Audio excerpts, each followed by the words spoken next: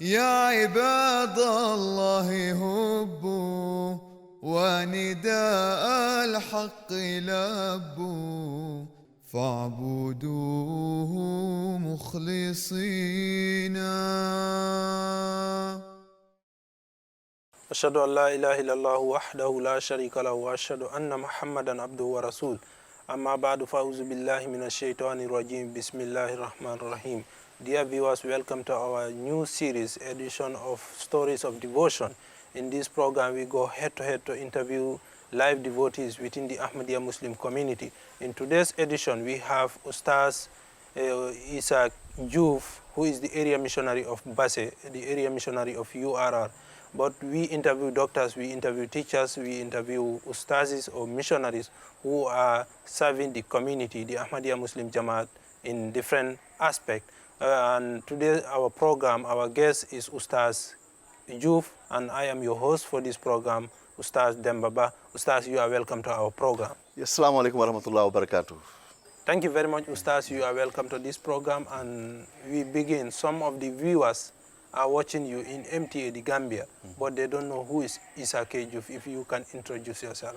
I am Issa Diouf, area missionary for Basse Upper River region. Thank you. Ustaz, first of all, we would like to know if you are a convert or you are a born Ahmadi. If you are a convert, why do you sign the bayat and accepted the Imam of the age? I was not a born Ahmadi. I converted to Ahmadiyat. Yes. And what are some of the reasons why you accepted the Ahmadiyya Muslim Jamaat? The reason is somehow some long story. Long story. My relationship with Ahmadiyya Jamaat. Actually, I was born in a Tijaniya family. Right. But I never joined any sect in my childhood. Though I was a Muslim, I was performing also. I was worshipping, but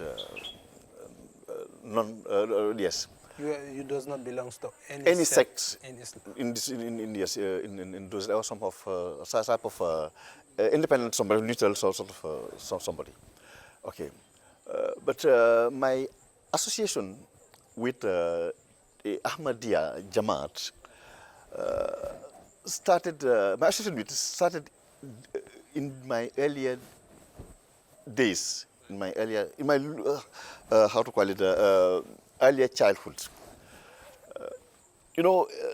Incidentally, I was the only person in my family who was not given the chance to study Islam. Right. My younger brothers, my elder brothers and sisters, they all went to school. They went to school, and they studied Arabic also. Immediately after school or during holidays, they'll study Islam. Right. Unfortunately, I was not part of them. I was not. I don't know why, but not only I didn't attend the public schools, but my father took me to Christian school. Right. The private school in Senegal, it was just free, government school, but I was taken to Catholic school, Catholic Roman school, that was not free. You have to pay monthly fee. Where you did your education? Yes. So I was doing these things. So they were, my younger brothers and sisters were given chance. They had the chance to read the Holy Quran. Right. I was not having that chance. But my father in those years, I was maybe 7, 10 years old. In those days, so I used to see him using his beads every day. Right. So my father was a government civil servant. So he was telling me that these things, you keep on saying Allahumma salli ala Muhammadin. And he told me a way of doing salat ala Nabi. Right. So I wrote down. Of course, I wrote literally. I wrote it in French, and I memorized it.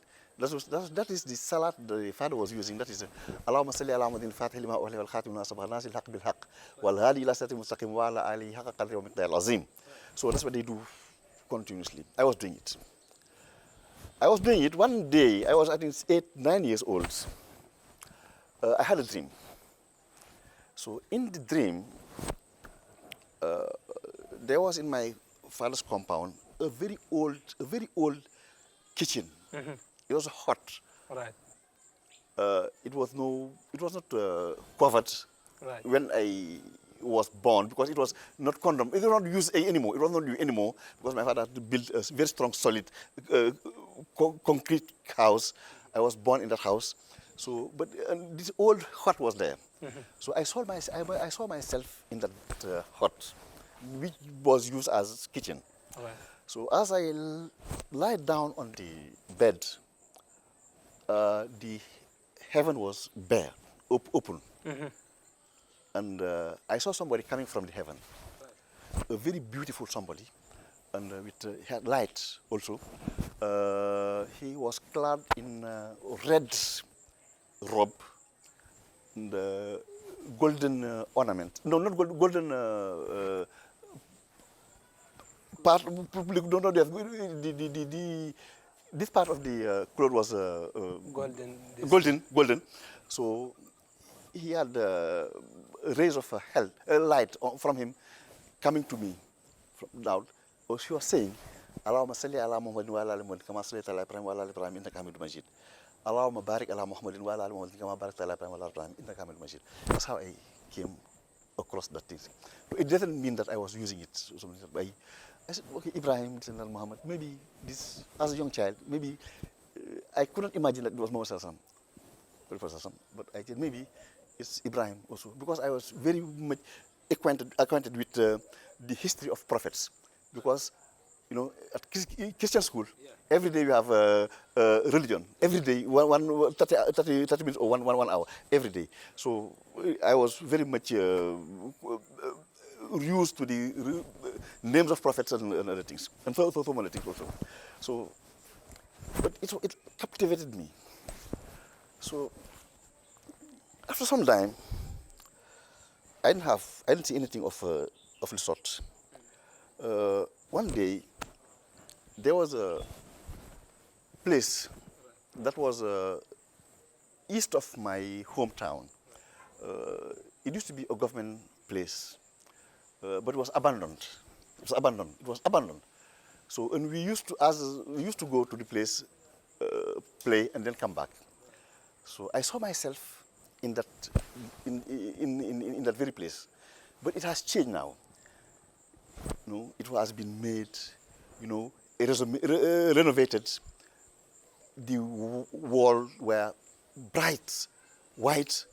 The windows and the doors and windows were green. So I said, okay, now this place is no more abandoned. It belongs to somebody. I don't know who the owner is, but if he comes to see me, he may think that I've come to do something very wrong or something like that. But as I was able to come out of the place, the person came out of the house and called me. He said, no, come. So I was afraid. No, he said, no, come. No, do not fear. Just come. Nothing will happen to it. I said, no. But I was hesitant. From a hand, I said, okay, this man may harm me, but look at his face. So I said, no, this man cannot harm me. Very beautiful somebody. I thought, okay, I'll come, but tell me who you are first before I enter this place. Right. He told me that I'm Zeus. Zeus in French is the father of the gods in Greek mythology. In Greek mythology, the father of the god is Zeus. We use in French is Zeus. So I am this very one. So it was said that in later days I'll appear here. So I said, he said, welcome. Don't fear anything, just come. So automatically, my fear left. As I followed him, I was following him. So there was a laboratory there. So with so many equipments, I asked him, what are these equipments for? He said, in French, he told me that I am alchemist. I'm alchemist. You know, later on, you know, we realized through our studies that alchemists, they're trying to, you know, make something of gold or something like that. So okay, okay. Then he bade me farewell. As we are going, as we are going out, so I thought that you are so useful. So he said, I have a movement, and our own purpose is to serve, and only serve. So I thought, look at, you are so useful, so good, and you are just alone here in this bush. You alone. You are not. You are not accompanied. He said, no. You see, when we are in company, we feel lonely, and when alone, we feel accompanied. So as we are moving, so he was looking. I was looking at him. So I told him, I started, you know, crying. I was crying, and just like that, from time to time, you know, the passing of this man, it will just come to my mind, captivate my heart, my mind. And for those days, people will, without knowing, people will not know, but I'll be crying at times. You know, whenever I feel, when I see this man, what is the issue? I don't know. But from time, of course, I forget about religion. Sometimes I pray, I don't pray. But whenever I start praying, as a small child, whatever I need for, when I raise my hands as to pray, there's something in my heart that will be done. You will get it as it will be done. You'll get it. In my childhood. Ustaz, thank you very much for that wonderful, faith-inspiring incident.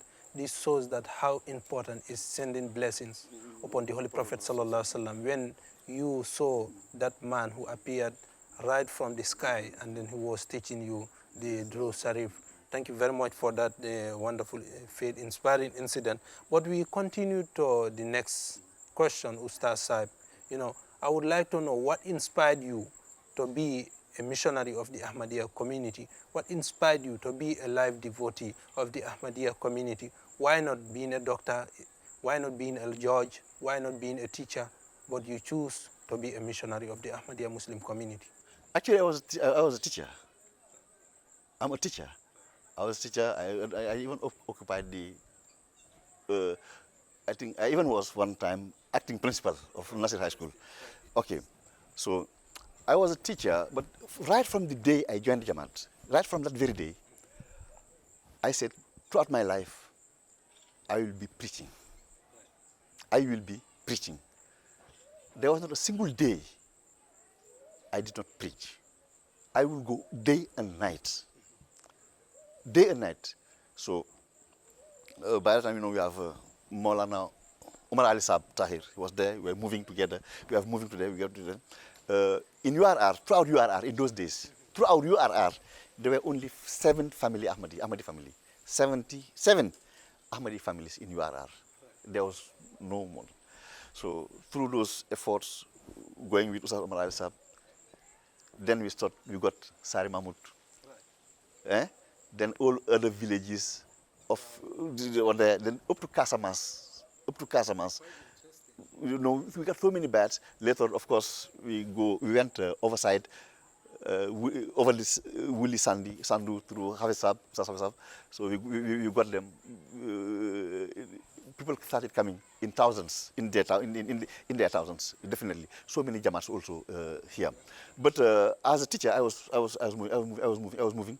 So in those days, of course, I had the honor of being appointed the opportunity to serve the Jamaat appointed by Hazrat Amir Mu'minin, Hazrat Khalifat Masih Rabi Rahimahullah as National Secretary Ta'lim and Tarbiyat for Khudamul Ahmadiyya The Gambia. I was there. Right?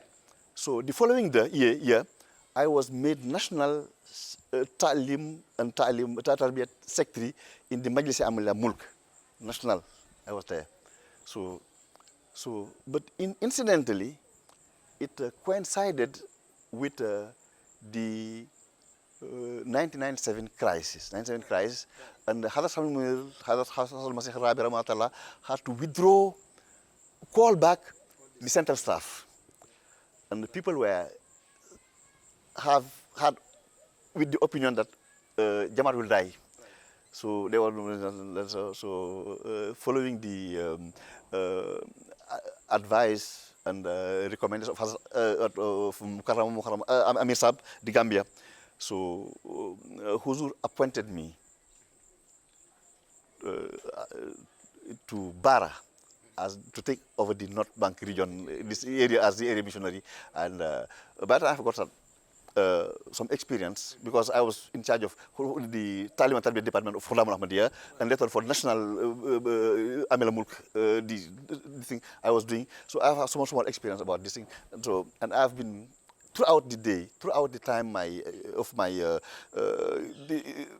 life as an Ahmadi, my devotion time, I've been doing. I was an active Da'i Allah.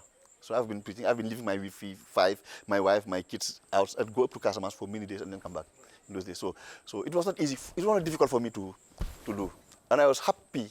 I was also very much fortunate that I have a wife and some small kids who knew that I'm doing the job of Allah, and they were very happy. At times, even if I leave them here and go without food, they'll be there for so many 2 months, so too many days, 3, 4, 5 days.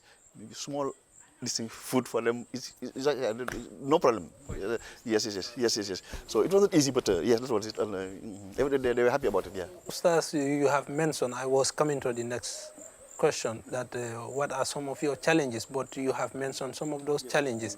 But in fact, Ustaz, as an area missionary, as a teacher, from the school you are now moved to Bara as an area missionary. What were some of your challenges? It was not easy. Actually, I was used to the field before. Right. I was used, whatever job I was doing, I've been doing it.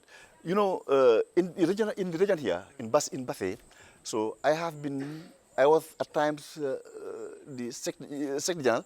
I was also Tabligh secretary. So whatever is report on orders, I'll compile and then send. So most of the job of a missionary, area missionary, I was doing before. The whole administrative job of it, I've been doing it. So the others is that the training job also I've been doing here. I've been doing at this level, I've been doing at also regional level, I've been at national level. So listen, and preaching also, I've got this experience, and we have been taught right from beginning.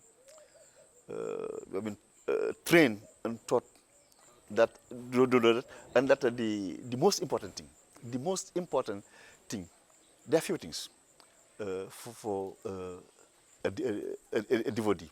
You have always to be linked with the Khalif of the time. Right. Linked continuously, not only you, your family, right? Anybody any new convert you have, you make sure he gets links with the Khalif of the time. You know, in those days, when you join, so they'll send a letter, and a reply will come from Marcus, and it will tell you that at the end of the day, always try to have a very strong link with the Khalif of the time. And whenever we are giving them their letters, that we tell them these things. And we always make sure that they have link with the Khalifa. It's very important. Yes. Quite interesting. Yes. Thank you very much for that comprehensive advice for the viewers. But Ustaz, we move on. Ustaz, you are the area missionary of URR. You are the area missionary of Basse region. And Ustaz, of course, there are many duties, there are many responsibilities under you. What are some of those responsibilities which you are, as a missionary, what are your responsibilities? Of course, here, you have talked about the challenges. So, responsibility of not the extending the message of the Masih, that's for one, and the tarbiyat also. Tarbiyat. To make sure that the message is given, right? And whatever instruction comes from that from Marcus, you make sure it goes to them in the letter and the spirit. In the letter and the spirit. Okay. But of course, once you have people, they are under your responsibility, you make sure either the new or old ones. So you cannot train unless they establish their foot on prayers. Prayers and prayer in congregation. Once you do them, and then instill the spirit of sacrifice, however small it is, in the spirit, in the way of Allah. Not spending only in dollars, in money, but you make sure that they spend time also for the sake of Allah. Like this, let them preach. Let them preach 2-3 hours.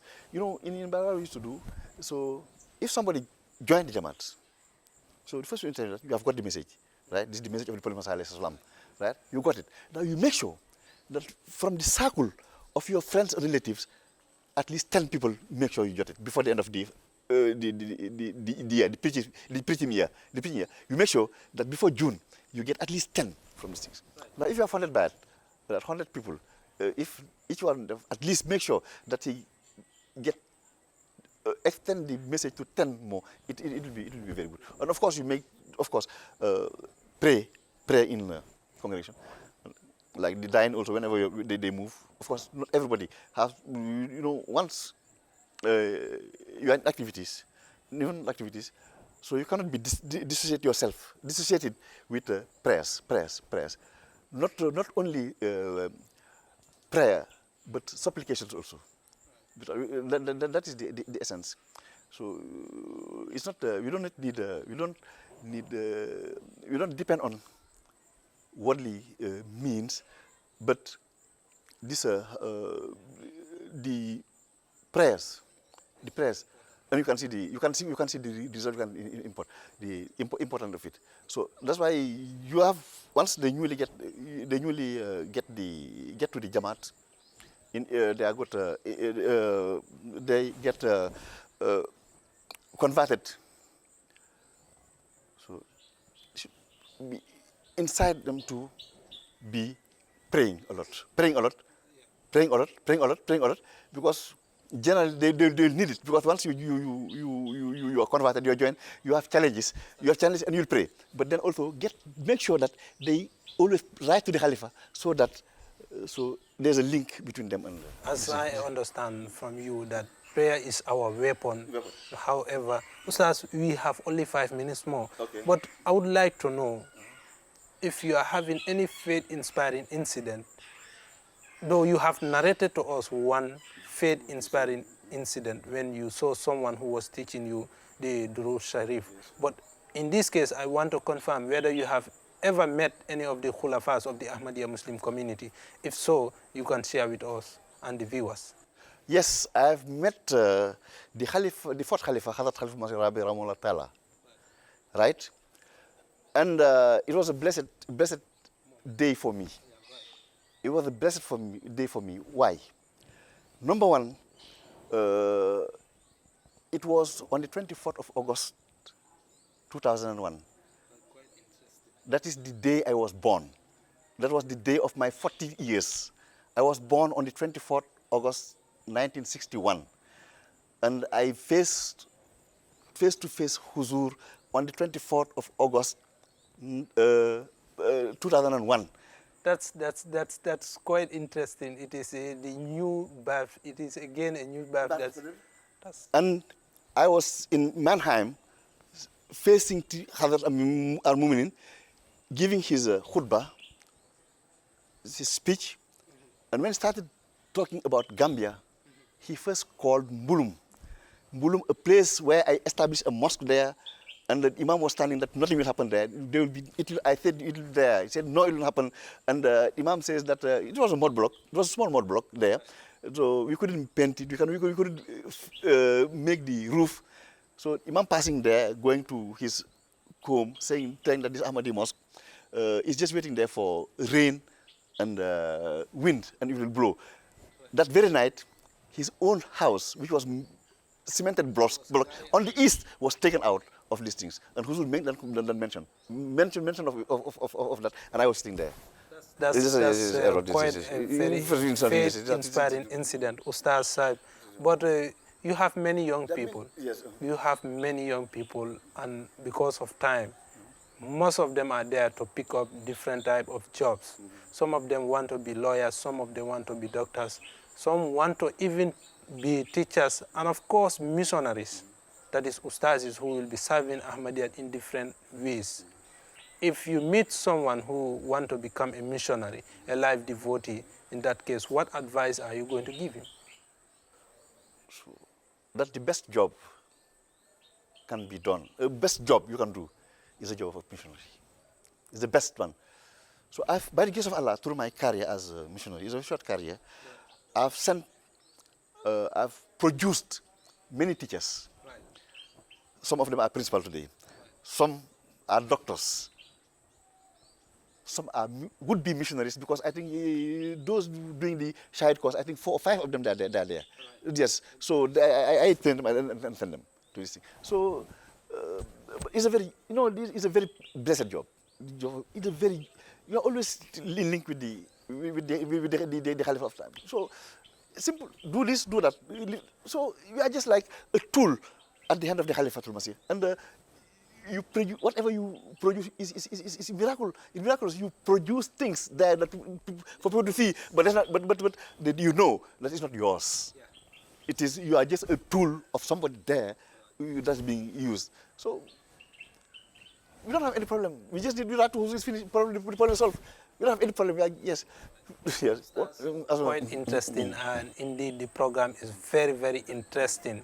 I wanted this program to be even longer than this, but I am afraid that this is all what time permits us. But if you have any final comments, any final says or thing you want to share with the viewers, please. Yes, I want to an event that very important, very important issue, and people will know. We have thousands of events, incidents about link of people with Khilafat. Right. There are many. You cannot count them in here. I can write a book on them, and people are here. They're alive. Right. You can see. But I have one. I'll narrate to you one thing. That's my own experience. You see, anybody who is in the Gambia or those who are not in the Gambia these days, they knew me as a very, very heavy smoker in the past. Right. Everybody know about it. I used to use about 40 to more than 60, 50 cigarette stick a day. Everybody knows. Everybody knows. Everybody knows. So one day it just came to my mind that I should, if the Khalifa sees me in this condition, he will not be happy. So I'm going to write. I just take a paper and pen and started writing these things. It came to my mind that how am I going to write to Huzurs that I'm smoking in this and that. So I just drafted the lesson. Huzurs, I have some issues. Please pray for me. So I left. We were drinking attire. So after 3 hours, my wife came and told me that since dinner, I didn't see you smoking. What's the issue? I said, I'm finished. I'll never smoke in my life. The wife told me that it's over very close to 30 years we are together. This is the first time I'm seeing you. For 3 good hours you didn't smoke. And we are not sick. And I said, it's finished. So by the time I was having these boys, who were this Hufa's job with me, course with me in Bara, I sent them on leave. No, not leave, weekend. When they came, Alaji called me aside. Alaji Yusfa, he's in the Ishide course. So he called me, Ustaz, I've seen a dream. He said, what is the dream? He told me that you wrote a letter to Huzur. Right. And when you wrote the letter to Huzur, when you were about to sign the letter, instead of having a pen, you had a cigarette. And Huzur came. He put his two fingers like this. He squeezed the cigarette and threw it away. I told the boy that I wrote actually the letter to Huzur on Sunday, on Saturday. Yes, and since then I've not been smoking also. Quite interesting. Yes, about 2-3 days. He has seen the dream. He was in Talinding. I was in Bara in those days. So there are thousands of them there. You cannot count them. So this, the blessing of Khilafat, you cannot. No. Yeah. Thank you very much, Ustaz. We are indeed very much grateful for having you as our host and, of course, our guest in this program. Ustaz Saib, I am afraid this all what time has permitted us, please. Dear viewers, that brings us an end to this program until we come on your way again. Thank you very much for having you. Assalamu alaikum wa rahmatullahi wa barakatuh.